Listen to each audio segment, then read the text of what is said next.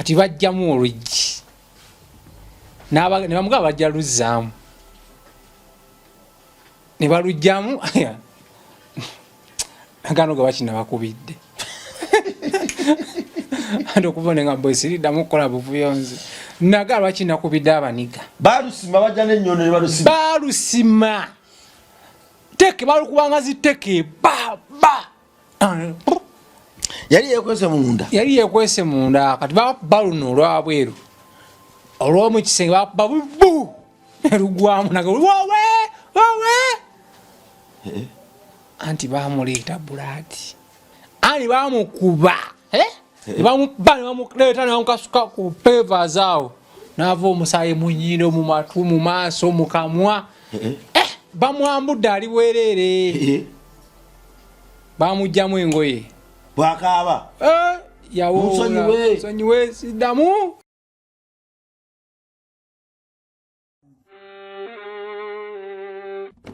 Sebo, nyabo, mwana wa Katonda wenna ali eyo. Eno yera Bongo Charity Foundation. Tukola art for charity. Nga tuyita mu bitone ebyenjawulo omuli okusiiga n'okukuba ebifaananyi, okutonaatona ebisenge ne art. Nga jjayo endabika y'ekifo. Tukwaniriza n'essanyu kasitoma waffe. Oyagala kugula art waffe oba oyagala gwe mwennyini tukusiige mu bifaananyi. Olina omwagalo awo oyagala kumutonera kirabo nga kuliko ekifaananyi kye. Tutuukirire wano ku Bongo Charity Foundation. Buli lw'otuwagira ng'otuwa omulimu oba ng'otugulako ati waffe. Mwe tufuna obuyambi obulabirira n'okusomesa abaana abato okuva ku streets ez'enjawulo abataliiko alabirira. Bire ku namba y'essimu noti 7 noti 346 827. Le Bongo Charity Foundation tukola art for charity. Come paint your legacy with us. Ku alive kwetuli amanya bampita Rimasam abosobola okumpita Metani Kurabongo we waawa asinzibwe nga kitaffe Ddunda ali waggulu ennyo nanyini bulamu nanyini bugagga bwansi nanyini mukka gwe tussa nanyini buli kimu nanyini matendo nanyini kugaba nanyini kwagala nanyini kusaasira era nanyini suubi tumusaba Katonda waffe Ddunda Lugaba atuwe essuubi tireme kuzimeranga ne mukaseera akazibu era tusigalenga ensingo zaffe n'amaaso gaffe gali waggulu ekitenkanika. Weebale kutulaba, weebale tufuula bankizo, weebale kutuwa kaddatako tekitwala for granted. Weebwe bw'otuninga n'oteekako ako bwe kaba katambula eno nno ffe tuba tusindika ssaala nti kaddatako otutaddemu Katonda akuddizeewo otutaddemu mpewo as converting into cash. Family yewe bwo mukisa osumululwe ne waggulu wabyo nokirize Kristo ng'omulokozi waffe. Katonda waffe atwagala nnyo Ddunda Lugaba era buli kadde yatulabirira ne mu biseera ebizibu nga tulabe buli kimu kikomye yabeerawo mu kaseera ako. Bakama baffe batuma na Bongo Charity Foundation tuli mu kuzimbira abaana bakulugudo somero mwebale mwena batuwadde art pieces paints okuzibasiigira mwebale mwena abagula paints zaffe mwebale abakkiriza nti Bongo Charity Foundation yajja kuba ddoboozi lya kudibya kusaba. Foundations zina kubeerawo nakukola bintu byazo olwono bizitunde mu bantu in return zifune obusobozi obwebeezaawo si kusabiriza. Abaana bano tujja ku luguudo nga yefuula mulema naye nga si mulema kiba kyabulyaza amaanyi ate era okumuleeta mu modern begging. Tumujja mu kusaba kuno okulabwako okw'obukujjukujja ne muleta mu kusaba okuli modern just okwozeemu nti kati kuno ali mbizimbe akubwa ebifaananyi n'asindikibwa wabweru mu bazungu ne bamuwa obuyambi. Kyetwajja okumenyawo twagala omwana tumujje ku luguudo tumutwale mu Bongo Charity Foundation ayiga okukola era byakoze oba kusiga kifaananyi oba kagatto oba baago oba kyuma oba ki kitundibwe ffe tunoonye marketing nga tuyita wano ku platform yaffe olwono kiveemu ssente zigenda omubeezaawo ate ne ku ssente ezo omwana oyo atoleka ekimu kye eky'ekkumi eky'ensi n'ekyakatonda akize mu nsi ye ne mu church tumuyigirize nti emmeeme gaba yemmeeme egejja era omukisa guli mu kugaba. Kale gw'olina ekifaananyi ky'omwagalawo kituwe kikusiigire tumusiiganga bw'ali akasente akava mu bifaananyi ebyo ketuzimbamu essomero n'ewaka wano tuli muteekateeka era tusuubira okuggulawo mbwangu ministry eddemu etwala emirimu mu maaso. Twagala tukuŋŋaanya abaana ensi n'ensi ekuŋŋaanyire ekammengo ne waggulu wa byonna babawunsinga ebbaka bakomewo okukyusa ensi yaffe. Tulina ne scholarship identity akadde kamu n'ekitundu gwalina omwana wange waniyagadde omugata ku Rabongo Charity Foundation musasira akadde kamu n'ekitundu. Eyo nayo tekiniki ya fundraising.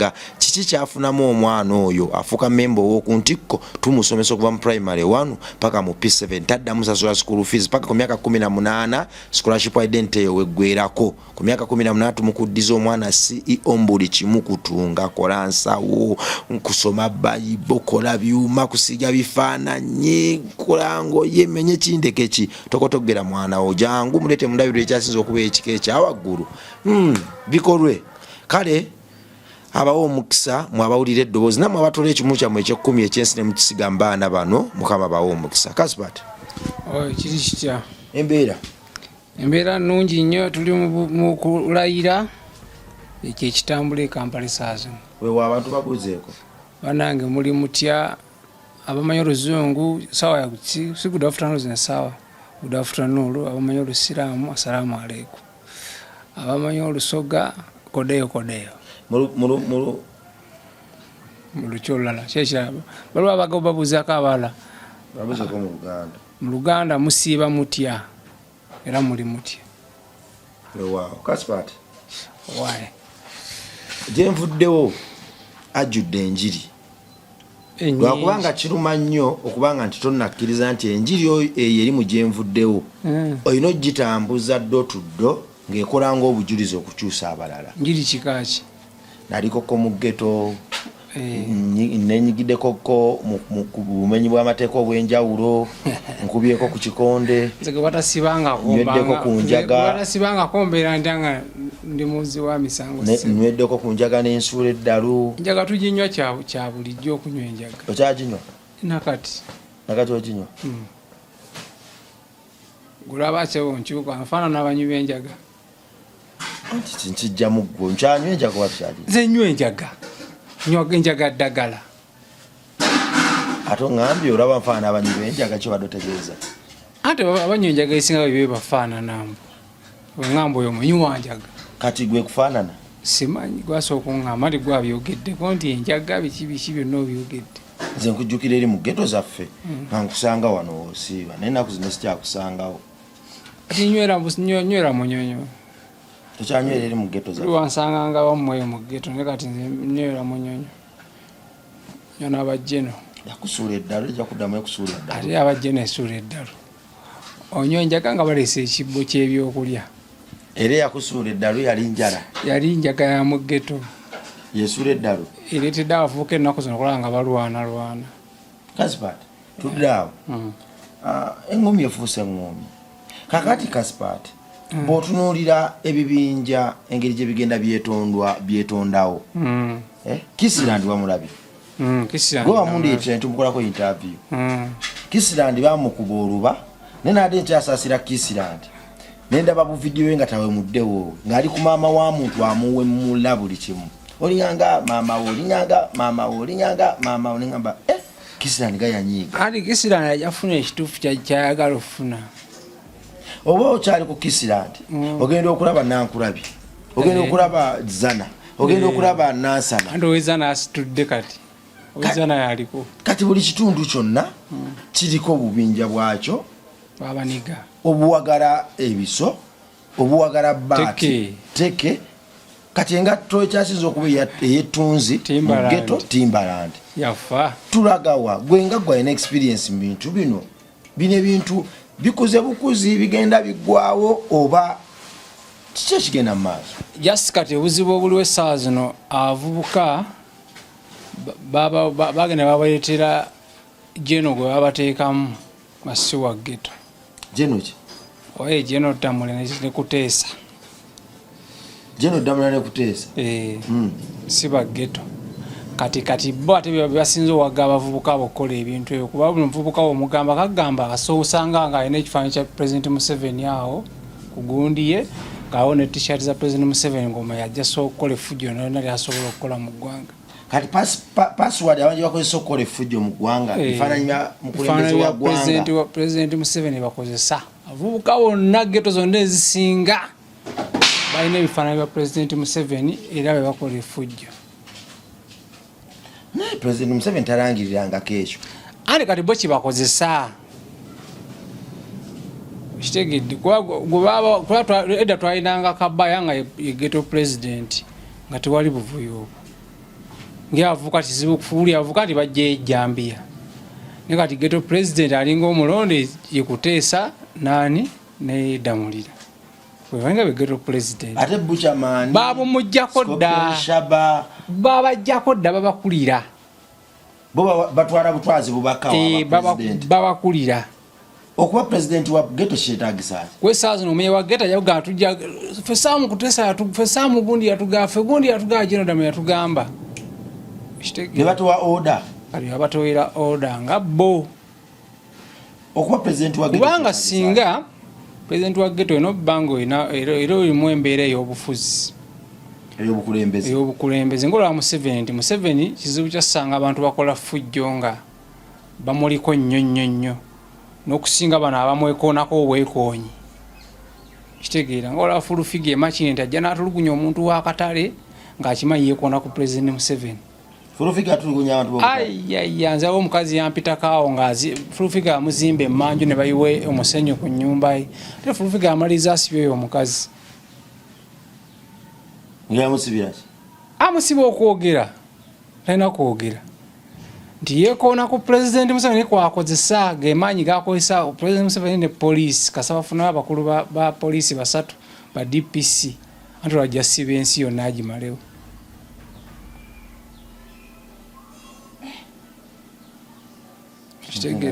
kati omukazi yavaayo mukomera omukazi baamuta omukazi yatunda mmere baamuta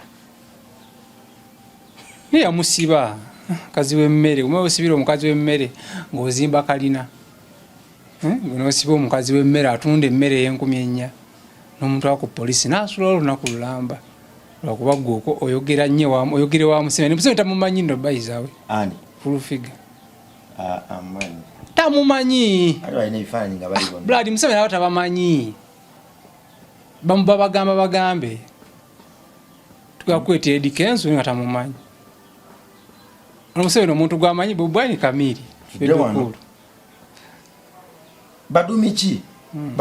badumizi ki aba ghetto bakabaka b'omanyi noga nti oyo bw'akola ensasa ge noono tekya kati omusajja gwe mmanyi omuzibu ennyo olaye nga omusajja buli mwana ghetto yandibadde abeeranga oyo gayo bamuta Jekasi ow'ekikuubo Jekasi ono omuyimbi kyoka Jekasi wa mutawaana nnyo Jekasi badman Jekasi naawe nedda Jekasi ono muko wa Gravity aya Jekasi badman Jekasi kyali wange Kawempe Nansana Republic Jekasi yatwala Nansana Republic uwe si Nansana yoka Jekasi ne Machinja jeyo n'abafukamiza n'agenda mu basikopi enshabayo n'abatuuza nakkirira wawasinga ghetto nakkirira mu kisenyi n'abatuuza omeko mu ka video konna akafuluma abapowa baba babiri abo Jekasi nekyali omummotoka baba baamu aba n'essaawa zino eggaali egenda olumbe wasaawa balina kugenda abantu 100 ne Jekasi babeera aba Jekasi akulumba ne bakyali be babiri Nansana Republic Jekasi yagikola ne Machinda ajjayo Machinda abira tuba naye Munyonyo tuba naye buli wamu ninga bali aba nebuuza bayite bakuba Jekasi ali kasaba ga Jekasi akunoonya wekweke masuuka senguka ula element senguka ogende ofulume Uganda oyo Okero yali ayinanga nnyo amazaalawo anti ng'azaala buli kimu ali Jekasi yamuyisaamu eggaali paka ku stage Okero yali yefudde Okero gwomumanyi nga ateekawo embeera Okero kati yakula waali abeera n'ebbalamu we akyali n'ebbalamu waali ne kati bbalamu minisita anobbanga alinawe yamuteeka bambi kakati Nansana Republic tugitadde ani awo omulala twagala tumenyeyo nga 10 Trabo bano kati essaawa zino abasikudde enkundi ate mwebali kwa Jekasi taliimu tona omulabira kati ogweta Tyson ghetto yawe Kawempe Nansana Tyson Kawempe. Tyson naye tumuwulira mbuvuyo. Tyson omumanyi? Simumanyi. Muba. Afaanana ati. Ali awo muddugavu abe okolako video ku haya. Eri egondi. Kawempe warehouse. Yashuki ya video yange yananasi. Kati olina nyine egaye yakugamba nga shooting a video. Tyson. Tyson yateeka waawo. Alo muba. Daira. Tyson muba biri ebisemba. Ne Tyson simako ngakubye omuntu. Ati betwanisenga ba bad. Kasa ngabana betumya amanya Andulega zabiki ninga siwe kiri yasi akoleka kuba no wetuma amanya manene. Tyson chogamba abuziwe nnyo. Tyson muba. Kishi yali akoze noga Tyson ya. Kati Kawempe kuhaya abantu bakolanga wefuji kasabaga Tyson ajanga olomwanyiga. Aba nawe Kawempe mumanyi. Wabuze Kawempe. Tyson. Machi gondi kati Nansana Kawempe. Nansana Jekasi. Wano Tyson. Tyson. Gete endala. Tuinawo wawano mba Scorpion Shaba. Tuinawo Scorpion. Nakulabye. Nakulabye tuinawo Scorpion. Scorpion nakuzina akutte enkuli. Scorpion nno bambi Scorpion tanyigira nnyo bintu bya ntalo bayizawe. Bakoza bukozesa linnya lye kono. Scorpion si muntu wa ntalo. Scorpion yali hambo omumanyi. Scorpion omumanyi. Era omulabo so omukuba. Yali hambo taina. So mulinnyako n'otamba n'ogenda. Naye neewuunya erinnya lifulumidde nnyo ate mu ngumi. Ani kati ushinga bagamba President Museveni alugaye tumenye ennyumba. Nga tabimanyi nako kati ne Scorpion abantu balumba Scorpion kwagwe bamanyi. Kwa kati abantu abavubuka abalumba abantu abo jawulya killing machine nti abayagala kumanyika. Killing machine abeerawo. Katwe. Killing machine ava mu nkambi yange. Katwe. Ye nanyini Katwe killing machine. Si ye nanyini ne kale naye bondya wamo. Killing machine. Oba yakola dipo ye Katwe. Killing machine box just si wa dipo. Ati mtu byawula dipo awo dipo one geto. Katantu sanga tebabyawula. Dipo chechi. Dipo ye batunda enjaga. Geto abantu abere enzigota. Kati dipo. Abantu bakyawula abantu bamanyi kyekimu. Dipo yawali we batunda enjaga. Ku dipo. Teza dipo esobola okubeera abantu bali mu yayi n'omwadiringirawo. Naye nga bagenda kugulawo byakunywa. Ku dipo. Kati killing machine. Aina dipo. Killing machine kyaka naye kati killing machine baludde nga tebamanyikiddwa. Kati abayino kalinzo oba yakolawo akaganga ke nga ye. Killing machine ate alina gundi. Alina Job Nomani. Yawo Job Nomani. Wao ku Barracks asige bifaananyi mu Barracks omanyi ogayi. Job Nomani wano ku Barracks wakibadde. Kali Job Nomani ate yatwala ba killing machine. Yabakulembera. Kuba namulaba nga baggala Eddy Kenzo nga ne bamufudde omuniga. Nga Eddy Kenzo bamufudde omuniga. Ng'akubyemu masiki. Naswala mwana. Oyize naswala. Boy naswala nga nabo muntu bamwambaza kyatasobola. Job Nomani ne killing machine. Bali ku gaali ya Eddy Kenzo. Era be balumba bafana. Killing machine yona akube ngumi fighter.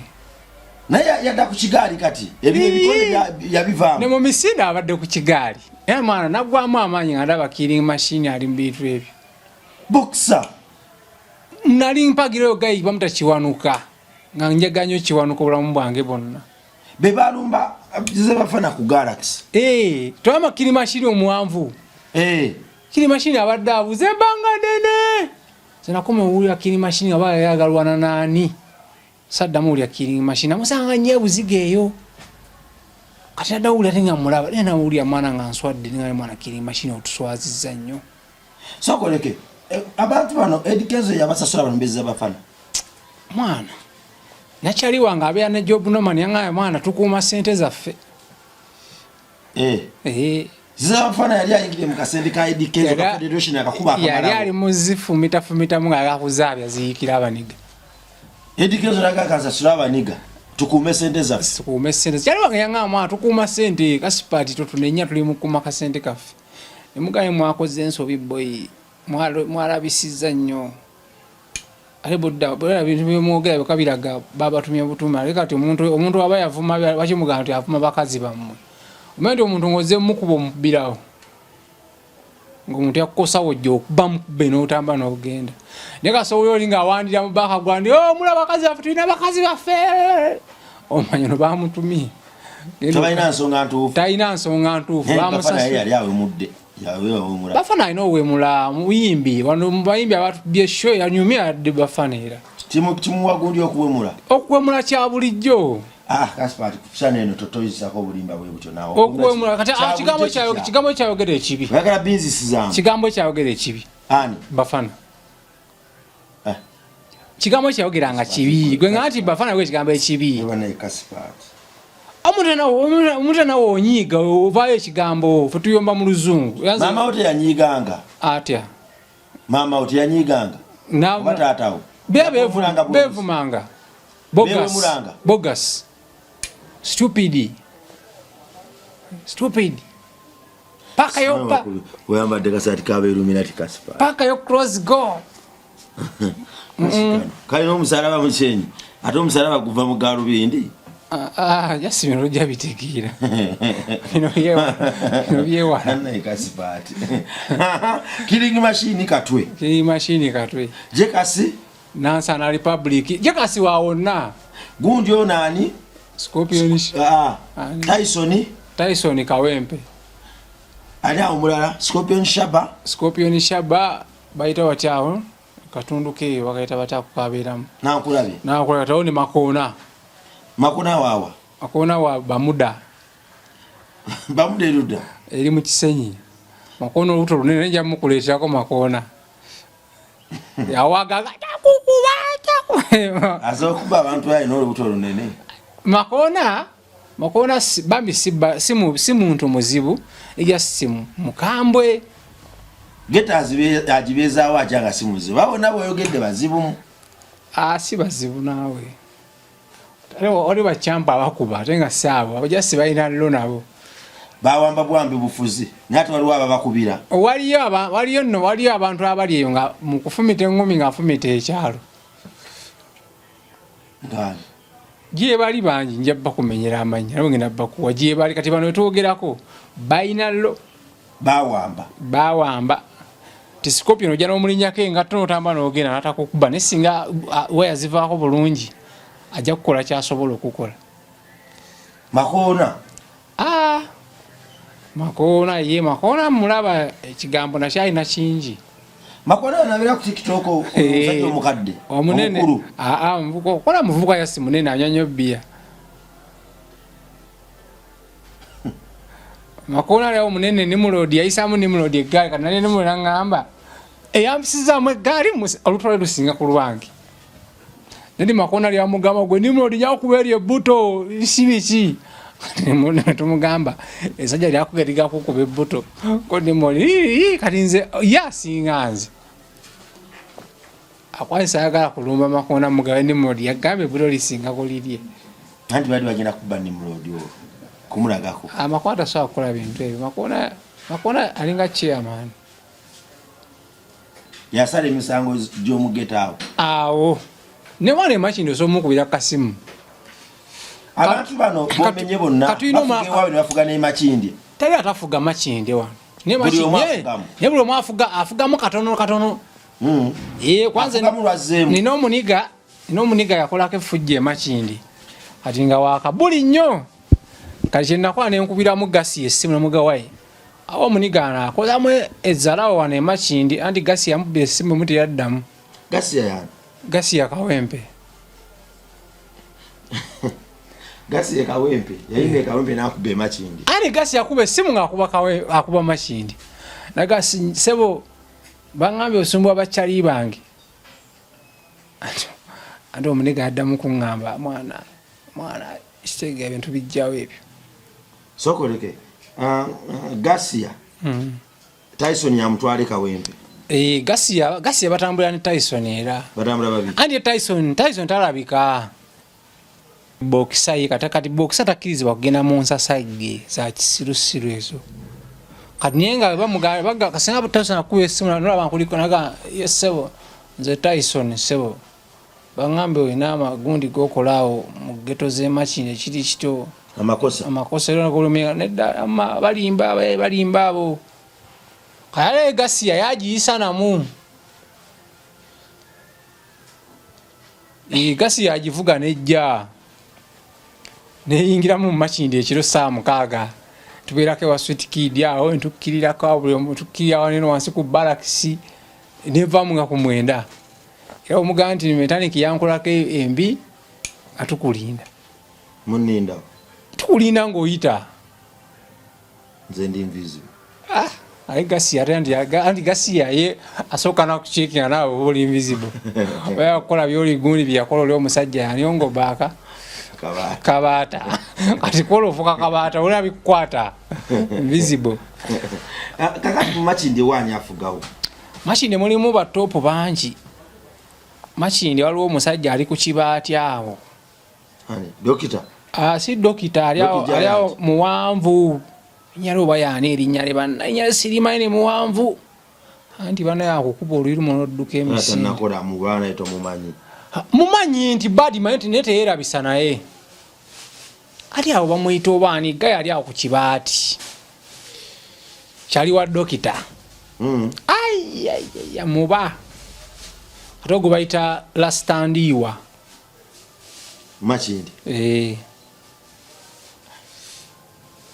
walugwala Totomani abirawo mu kibira wansi ku Machinde secondary wali kwa Ibale abatwala gravity abatwala gravity tayambadde nga ttabo ali gravity ali amuzolea Newton yakabivaamu abo bonna bakuze kati baagala kuba mu bulamu bwabwe Newton yali asse gravity ali bika yayingira essabo ly'omusajja nga tunaziyingiza line ssabo eryawo kasaawo bika yayingira mu ssabo n'engatto erikenzo ye erikenzo ati abaniga yanyiga era namwe unyumulanga alina ekigaali erikenzo ng'oti abaniga olabo nibo buniga obwalinga obutobe bwakutwala emisinde kati abakulu byoyingiramu ebyabakulu ali gravity yagenda awogana mama pa kujala hivyo mlo kajira ku kisaawa kuzole ya Newton nga Newton yabatwale gari yajjao nakulabira bulombo abuyana tutadda buzi baga batwale bazoleya ezeza Machindi eno yeri mwata abantu banji nnyo abakikulembera Machindi erimu obugaali bungi obukulibwa abatopo baabo awo baita kuswa no batopo bawo kuswe swe liuda onewa lasi messenger wanu bangamba balumbawo emboko nevuga tijajja messenger bamwe batsanna ali kali top wawo yavaawo nakola gete ndala Yesu nupe top si jajja messenger ya messenger nawo kata so gamba abaniga nga basaze bugamba uli tijajja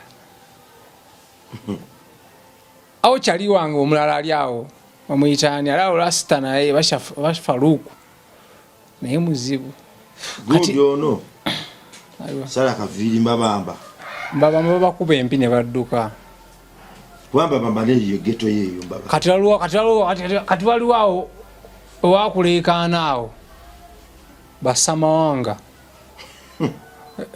alo basamawanga awo awo bakapisi omulako kapisi tono kapisi kapisi abeeranga ne gundi abeeranga ne Fiki Gaza abo befuga wakuleekaana kapisi afuga wonna kapisi edda ng'ojja n'oganya ebidongo nga badde yeebase n'azuukuka najja n'abuuza ani abyoganya n'omugala bongo anti ajja so mbadde nsaba nebakemuuko ayogera kimu ali Kapisi yasiisako Frank ajja ebidongo nga shooting video Kapisi n'amugamba ebidongo biwoganya maama wange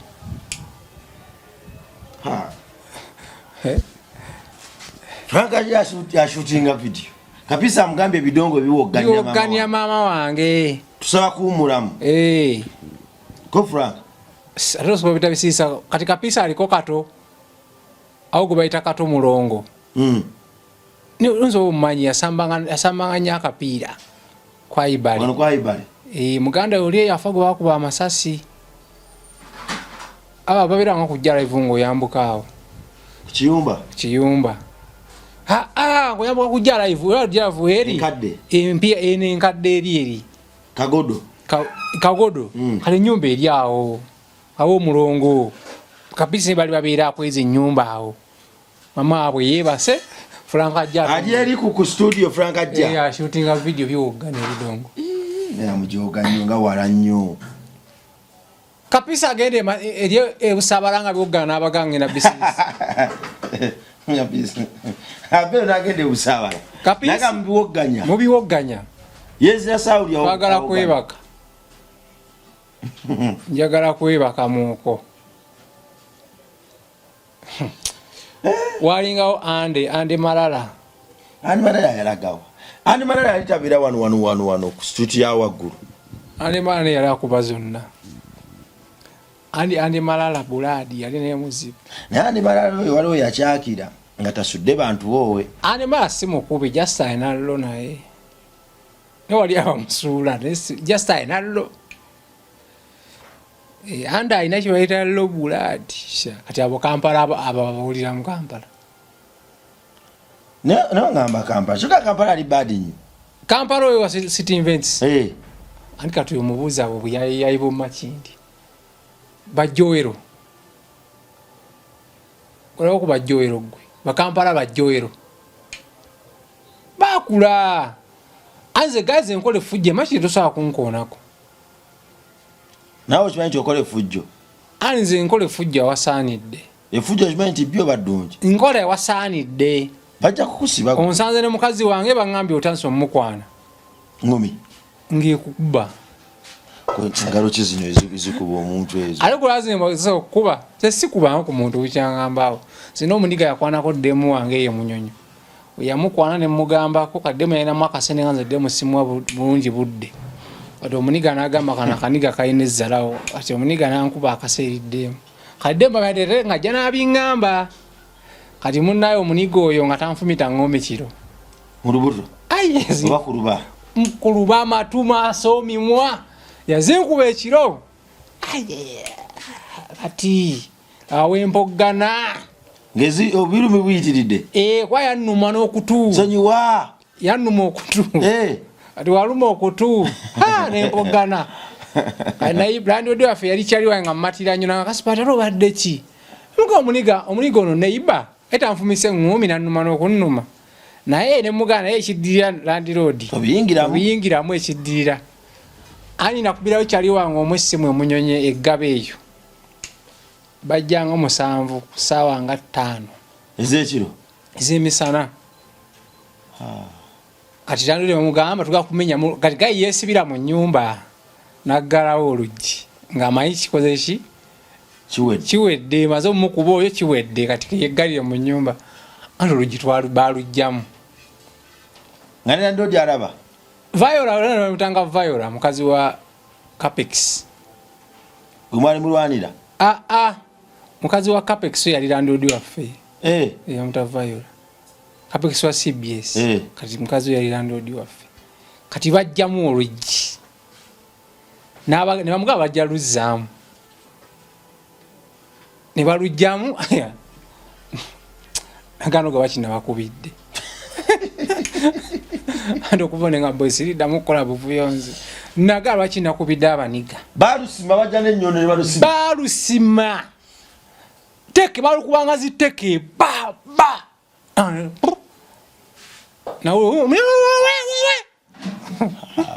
andi bakuba chali katwalina nga buno omwe kati buno muntu bwakajjeno emakindi buno obuntu peva bwakajjeno emakindi ffe gye twabiranga gye buli kati bakasuka gaye ku peva bamujja mu nnyumba mu buliri bwe yali yekwese munda kati bakuba luno olwabweru olw'omu kisenge bakuba bubu erugwamu wawe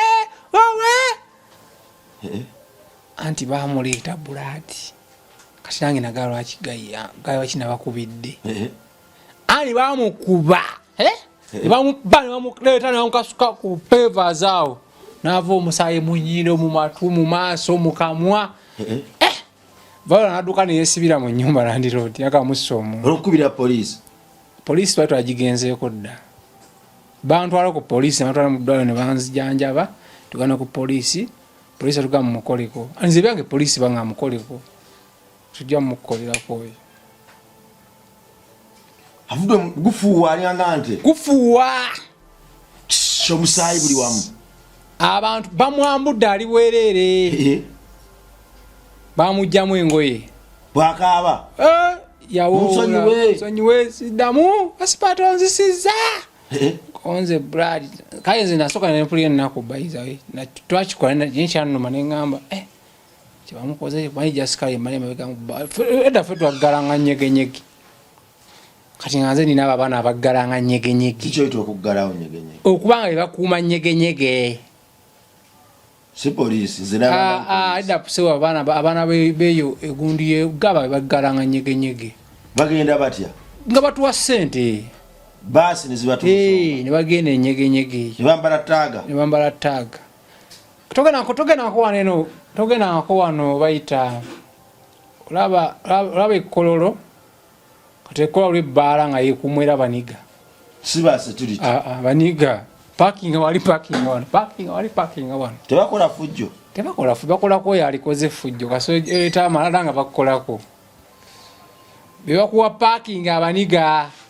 Bamali reflector. Kato munigo magwe nazudde jojjo nakamulaba wano tuli wamu kunje eyo. Ali simulabanga kuchali wange. Ujjo mmanya ali hambo. Anti egaali ya mukunje agera nesingana neyo kukupa garden.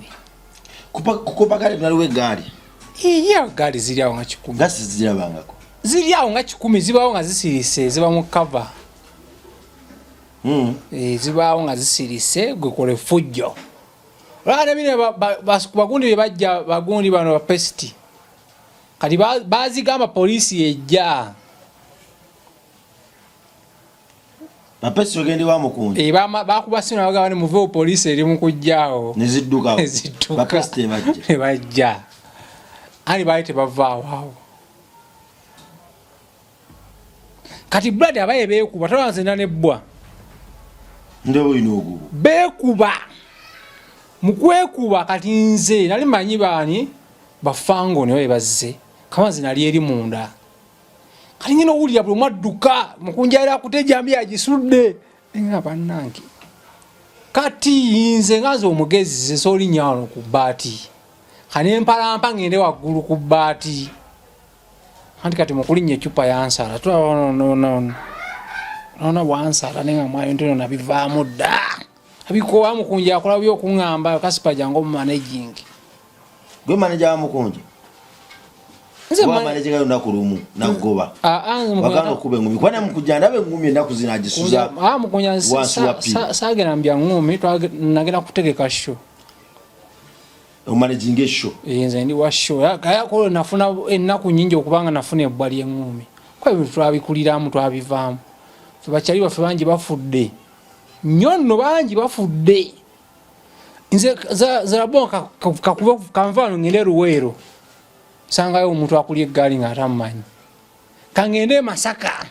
Sanga akulye eggaali nga amanyi. Kazi ali Juba. Ninga ate abeggaali banumba kudduka wembeera. Juba. Ngabaze kola ki? Kusinza. Kunsinza kugamba chali wafono wakabene nga makuba akaziki ka reggae. Bagano gayi wakabi mwana. Wena n'obuzina bw'osoko obuzindine mwana kuli bw'ozina ku TikTok. Obuzina bw'abagagga obwo. Tobutegeerekeka. Bwe munyonyo. Andi obuzine muyonyo nga olaba ku byana wale ebinyira kubo zino ne muyonyo nga mazola bakuchana chiwala ne kati kambuwe ze David yabundagana nga ne anko kati obuzina bakazi party wazina ngata zinira ku beat ne shira price nagona lumunga zo bulaba nga shira price nazo alingize ku buzina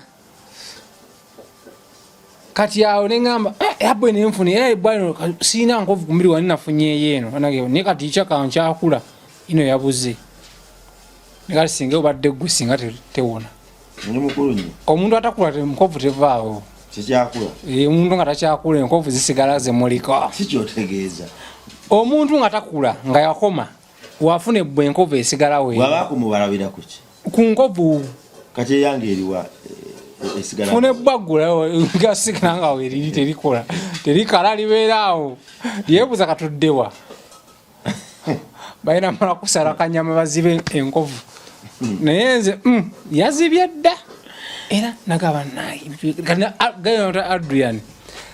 Adrian yakwata akabaawo kati bane gaali zino abafuna eggaali kambawo ekintu kimufune abasajja abakulu mu byeggaali era nga sawa eggaali zayina oyo omusajja ajja kukubeerawo nga bakuba twaleeta abaana nga bazze kkuma mukunja eggaali eŋŋumu yavuga buli omu nayingate mu studio nga baggalawo bugazi era navayo ne ŋŋamba bano sawa bakuumisansi eggaali y'omukunja abwana buto andiko baleeta abaana bato kale nze nga kunze nze nga nze mba nkozesa eggaali sikozesa abaana bato mbadde manyi nti eggaali z'abaana abantu baba babaleeta buleesi ate eggaali bapangisa mpangise wano omuntu asobola okufandinga eggaali ali omusaka agifandinga eggaali agifandinga ne mukunja afandinga eggaali n'abasigala eggaali bapangisa mpangise ne alien yali alina eggaali ye entuufu kati akwali zino zeyeeyongerangamu kane sikopi naye n'abaana be beyeekolera jekasi alina omu yasaba bibenga kya jekasi alina omunigo ogwo omu jekasi alina omunigo ogwo ayeddi onaku ki palaso we balwana nani saa kati konze nali ne jekasi ewa omunyonyo ne kididi nga tuli kididi ali nange jekasi kwanza nali nonya kididi jekasi ne musingana mu drone ye nga jekasi ali ogu ne kyali nga yavuga ne mmotoka nenga ekyo kino kyakabinyo jekasi ne kino kyenna mulabako jekasi ozewe mbonga ku baana ba geta abayibigaali mpulira nga omubiri gwange gwesiwadde ale jekasi saaki mulabamu simanyi lwaki kiva ku ki ekyo kintu yankibuuzizza abantu bangi lwaki kiba kigamba lokoka kuba oli musidungi ate nze kati nze ebifo byotambuliramu ate nabo balokole basigino nti lokoka wano wooli wadde kinaawe gasokola ekirina olya nga wesiwadde booti nedda kitegeeza omukusaayi gwe tegukwataganya lokoka wooli wali wa bulabe era akedde ku makya okumbula enjiri mweyisizaamu eggaali akedde ku makya n'obutabo n'obuwala bubiri n'obulenzi mbadde nkutta akatuma kange bwenkati sabo gyebaleko nemugamba balina okugamba munaye mukama agamba lokoka obeere bulungi biki amugene gwe mukazi gwe otegera bulungi nasuze enjala ngamba mukama biki gwe mwana nasuze enjala muyisamu eggana nti bakugana ngamba tumuveeko oyo naawe n'obusungu obulala nnyo abantu bakola ebyembyo ne babya ne bayibuli osanga ojja olinaneko omuntu yena nanga pasito babikinga obeere ngaolina ibaga bayira amazzi amakyafu mugundi zammwe ewammwe nga abateera amazzi amakyafu bapasita abo abasinga era nze pasito omugwe nawe pasito ali rofit ye pasito wa kiridi nina kutwala tusabe nosaba nina kutwala nakutusabe kiridi alina pasito waali akiri ne church eri kabuuma ne kati pastor abulira enjiri mu church ya kiridi anti ya dance sejjo anti aliro fit yabulidde ekigambo kali batutandika kusabira eyo era gye nazze kiza kati walokose twambala minagino myeru iriko n'omusaalaba omumyufu nga wolaba ekyo twambala tubaamu n'abazungu kyaki yaffe yakaleka naye baamu abazungu nage yapasamuge bwe tunogaba n'ekimu eky'ekkumi kiridi watwalako nange ntwaleko tugenda ku Sunday tugenda wa gundi ono atuyise go tusabeko ebuwe ono pasitani ono pasiteri yazanya comedy simitegeera bono pasita abaali bazanya ebya comedy bino ebya Muhanji bane yogayo ono kyalo ono bali ba comedian Mighty Family Sami yakola kyaki ne mukunjanga tugenda kuvayo n'ebibbo byonna mugenda kubba kyaki tugenda kuvayo n'ebibbo waza kasana ba pastor Sami ng'ate afuwa shisha tate pastor atafuwa shisha era mukunjanga tugenda kusaba ku Sunday tuvayo n'abibbo ali problem eriemu ku bya Katonda ojjayo ebi kinaki Katonda omujjako omukisa omujjako ekikoliwo Katonda tagaba bikolimu mu abantu mwe mugabe ebikolimu kasawo erimbika mulinnya Katonda tagaba bikolimu singa bapasa tebabakuuma na mundu muchacho ojjayo ebi singa bapasa tebabakuuma na mundu kizotegeeza singa bapasa tebaba na bakumi ba mundu tano yogedde ku byokukuuma nze gambye ngo bogenda okola effujjo mu chachi bano baba bajjayo mukisa gwe wandijjayo ekyo nga pasa abwanya shisha teza chachi ya bufere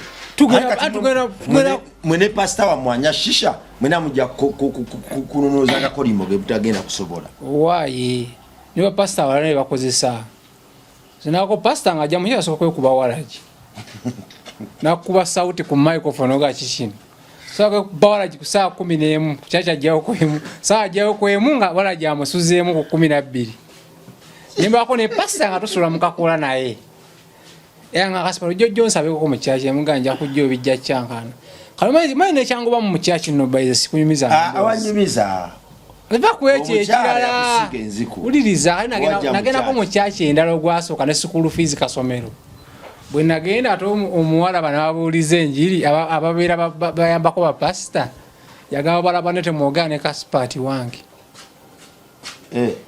sikitegera yagamba bawala banne temuogane kasipati wange bakwesokera nga wakalokoka eyo pastor ate chachi yalimu obwenzi era nangamba ona yali yetaga kuyamba yambuza kasipati onyumirango yeki koza zenkubo anagenda mukano kalikiro ngamba ngenda kugulira empale ezo 5 n'engulende sati njagala ompase era yante sabu yakwewasa ati nze kusaba era omwoyo gwafiirawo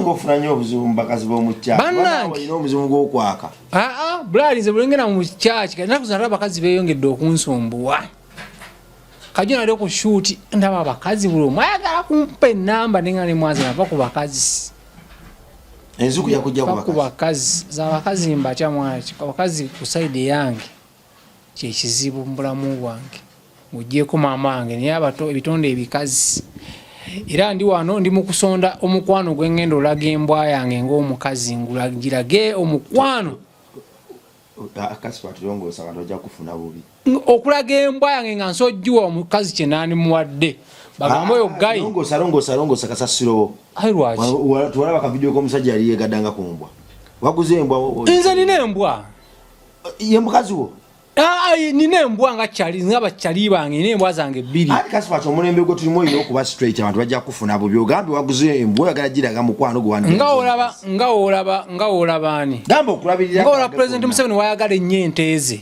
kanange njagala nnyo embwa zange okusinga abakazi okusinga abakazi anti wali wabadde ogambye oba obadde okomeza statement bajja kasalamu ku TikTok wage kasipati buno yaguze embwa agiwase era tusogiwasa era ngiro nakuloga kya machan kuba embwa embaga kasipati obadde bugera kya machan kuba embwa embaga mbuze lwaki okuba embwa embaga omanya bigendera ku mbaga n'okuwasa ani mbibabuulire lwaki mpasize embwa kwanja jiwasa nyamala njiwase kwanze embwa enkazi embwa yange ensajja naye wali kasipati David wili akasasiro wa kasipati embwa yange ensajja nkole embaga mbage mpasize embwa ku lwaki ono kino mama wange yajja bakitegedde ti embwa eno tesobola kulya mulukwe omukazi oba wakafa ate kati nze ndi musiya zoli bw'owasa kigendera kuwa nze nakulya mbazungu ssebo omuzungu akera machana ganga kuwa embwa yange ebintu bino ne bino okuwa n'okuwasa tebyawukana bye bimu kasipati tudde ku mboozi y'eggaali brad bye bimu okuwa nti embwa yange njiwadde emmere okuwasa omukazi oba omuwadde ko mutadde mu byobugagga bwo kyabaagala kana ngina kuddira embwa ngiteke mu byobugagga byange That's oboyoga ate tumanyi kyakwogera kituufu kwani omwana n'omwana wange ayagala nnyimbwa kakitegeeza nja mugamba ono ali bwati ne wazi Kaspa sikutegedde leero oba topic tudde ku ya ghetto Kaspa bino ebyembwa tubiveeko tudde ku byegaali ebyegaali byotegeera bino bikususeeko Kaspa kikyogezako kutegeeza ngenda kuwasa yakunsaleo kyenjagala kukola omanyi kigendera kuwasa kyo kigina mpeta na bintu ne mu kisenge musulamu kyekimu era ngina gifuna ekisenge togiwa kaboozi embwa yange tebikola ebyo naawe nana Kaspa sikutegedde leero ffe tukuze n'abazungu omuzungu aweembwa ebintu byo byonna ekyo kirala nnyo nekyokuwasa kirala Kaspa mwe mumanyiye okuwasa kitegeeza tutuga kityobola kale ekyokuwasa bajja kukuboole ennaku zino abantu baboolera ddala abantu abakola ebikola ate nze ndi musiyazi nze nzija bwala ku bisiyazi Sorobi tiyalokose tasobola kulokoka oyo Sorobi muveeko ani atanaba simusalira musango sinza akkiriza abalokose n'abatalokoka naye Sorobi naye asobola kibi kimenyeyo kyobutaka yalokose Sorobi alina twabadde mu kyaki ewakkiriri naye n'ayatula alina birala byabaza era tutwala kapeti zaffe Sorobi alina bintu birala byabaza Sorobi yalokose era n'agamba akitwala mu linnya lya abalimba Sorobi muyaya abalimba kitwala mu linnya lya Yesu twala mu linnya lya Yesu mwamutwala asobola okulokoka naye yeetaaga nnyo amaanyi abantu abamuli arawundi ate nga bamanyi ekigambo okumusesa waliwo abantu ate waliwo abantu bagagamba Kaspa twetaaga kulokoka biki yadda n'embisi ya Sorobi Sorobi yalokose naawe naye tannasumululwa yalokose oba Sorobi walokose mwatwabiwa empe byaffe tugenda tukulaba kwanyinza oba yalokose lwekyo yalokose yetaaga kusabira bane musabire nnyo Sorobi tugende ku kyeggaali kwaki tubaddeko kati waliwo omusajja nawudde ku intaneti gye ennaku ezo bagamba Kobbula Bebekulu asobola okukuba eggaali yagundi abaana bagoba Kobbula eyo mu lubiri Kobbula yadduka nerabira Bebekulu talinamu Kobbula kati Kobbula jasinaye babwabuyima nnyambu Kobbula ayuza akatebe ka plastic n'akayuza nange nsooka kayuza Kobbula babwabuyima nnya Kobbula waddala Kobbula tasobola Brad Kobbula waddala wakubako enkuuka zedda wazigendangamu edda Bebekulu yajjanga n'abamagi ane Kobbula kwali singa yandizenga yekka omusajja nogwemanyi omusajja mulala afumita eŋŋumi bamutta David Lutalo anti oyo afumita eŋŋumi Brad David Lutalo ono yali ku TikTok ng'asoma ennamba y'essimu omuyimbi David Lutalo oyo oweruwero Lutalo afumita eŋŋumi muganda wange tomwerijjamu Kaspa sikutegedde leero ariko nkoze eki asitegedde abalabi tobawadde ekitiibwa Lutalo Rabongo kyoyogera Lutalo akuba eŋŋumi Brad nejjusa n'okwejjusa nze nali ne Lutalo twali Kiboga obunika ne bumuzoleya anti Lutalo kola yandaga ggwe nze nkola gym Lutalo yakuba omuyaye eŋŋumi yenda omusaya gufutukaye kuti mumanyi Lutalo talwana naawe Lutalo alwana ajjudde olabi yagamba mukunja ebyo namala amusiŋŋaana Lutalo namala asiŋŋaana mukunja Lutalo si mulwanyi Lutalo bayimbi kibo omanyi gwe abamanyi olwana nsimanyi kati nze ge Lutalo kingisa nga naso okukuba omukono kalakala na jambiya naawe anti kati bawe bagambye mu security bagamba abantu bakasaba bajjanga bataano jayo pisto eŋŋumi bw'ojja kuba omenya eŋŋumi agibake kati jayo pisto bajjayo ekiso oba jayo sipule kati nze bakubako sipule mu maaso ani agiko abasirikale okole fujjo nabakuba nakuba abasirikale nabakuba navuira sipule wa kamulali mu maaso kutomanyi kye nabakola kwegera obuzeeko gye twali nakuba abasirikale abapoliisi abo abamita n'abapoliisi Uganda poliisi tebalina mu training nabakuba ekyabalaza ne sipule Gomana Katonda ali eyo Client Beauty World bebatuzako program ya lero omukugu Planet Dr. Planet wali opposite Climax Machindi oba Stanbic Bank agamba nti gwegenda ne namakula bimugaba menye kindeke kibuli kiwadde kya nsusu genda nachoyo wali akulindiridde okubudabudo okuzo obujja tobereyo ne wekomo manti banayinza olususu lwagaana okusugwa nemerako oyagala kwerukamu gejjamuko okutoniwamuko menye ki obandeke ki Dr. Planet yawe Machindi yagamba nti nedda oyakuguka weewo twajja kugoba bafere mu buweereza bwanjawulo kwemu alive buli gwe tuwatik kwemanya bumanya tuba tumwetegereza nnyo era gwe tusaana okuwagira kalogo omulembe gw'okutambula nga weekoma mu magwaggwawo dda kubanga kati okumanya kungi nnyo Dr. Planet wali opposite Climax akulindiridde weewaawo owaye Labongo nakuba abasirikale ba Uganda Police abambala obwambalo obutolobojjo nabakuba ne bagata sipule onetaga sipule andi bamfuka ni kunyumiza embozi ya sipule bamfu ya sipule nenfa bwe nafa nenzire engulu badduka emisinde tero mu yasigalawo bali oba enjaga yakuba nolaba abantu abatategekeka nga abapoliisi bali bapoliisi kwabayita n'abayene bansiba emiguu kati nembalaga bonna mbukutula omuyene n'ataka sipule nagamba tuli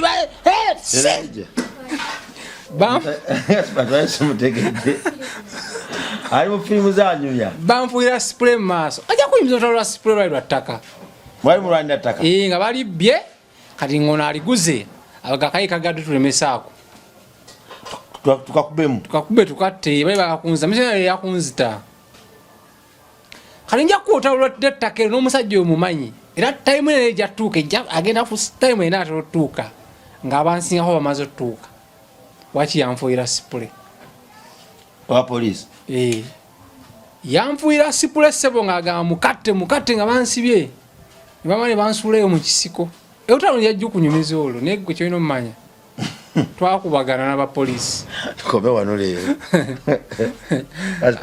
abantu basiibu naye abantu bagambe tewabawo komenti nga Kasipati lokoka obaganye Kasipati olina okulokoka byampaka ife twalokoka mu mitima gyaffe tetwalokokera mu makyaki olina n'okusembera mu kyaki Kasipati alenga nsembera wemba sina sente mugo sebo mwawulamu olina okusembera no sebo mwawula kimanye mu kyaki ogenda ngo oyambadde wiba kugoba kyaki kyeyo tekikyali kali kankunyumizeeko lumu nagenda bapasaka kande eyo enako nanyiga agira nkubye saati zange yaliko enjaga kifanyi kyenjaga wano mu maaso sakati maze oyita buli wamu mpiseewo nensanga sebo omukazi omunda naŋŋamba mbu nvubuka sooko ejje esaati gyoyambaye tekkirizibwa mu kyaki eno